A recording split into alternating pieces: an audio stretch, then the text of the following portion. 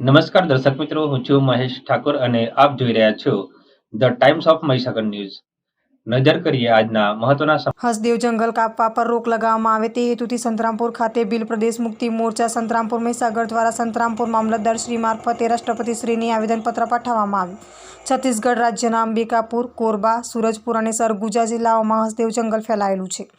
તે આદિવાસીઓની આજીવિકાનું તથા વન્ય પ્રાણીઓનું નિવાસસ્થાન છે. તે અનુસૂચિત વિસ્તારમાં આવેલ છે. છત્તીસગઢ રાજ્ય સરકાર અને કેન્દ્ર સરકાર દ્વારા જમીન અધિગ્રહણ કરવામાં આવી રહ્યું છે, પરંતુ અનુચ્છેદ 338 ક હેઠળ અનુસૂચિત વિસ્તારમાં માઇન્સ એન્ડ મિનરલ્સ એક્ટ 1957 ગેરકાનૂની છે તેવું સુપ્રીમ કોર્ટના સમતા જજમેન્ટ બનાવ આંધ્રપ્રદેશ 1997 અનુસાર રૂઢિગત ગ્રામસભાની મંજૂરી વગર અનુસૂચિત વિસ્તારમાં ખનન કરી શકાશે નહીં, પરંતુ રૂઢિગત ગ્રામસભાની મંજૂરી વગર બળજબરીથી ખોટી ગ્રામસભા બનાવી ઈ-નીલામી માઇન્ડિંગ લિસ્ટના નામ પર ગેરબંધારણીય રીતે અનુસૂચિત વિસ્તારોમાં જમીન અધિગ્રહણ કરવામાં આવી રહી છે તથા હસદેવ જંગલ કાપવામાં આવી રહ્યું છે, જેના કારણે પૂરા ભારતના આદિવાસી સમુદાયમાં આક્રોશ છે.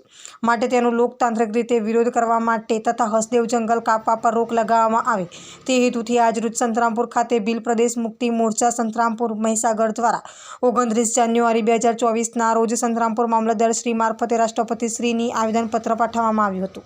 જુઓ આગલા અંકમાં. આપના વિસ્તારના પડે સમાચાર જોવા માટે અમારી channel the times of Mahisagar ન્યૂઝને લાઇક, શેર અને સબસ્ક્રાઇબ કરો.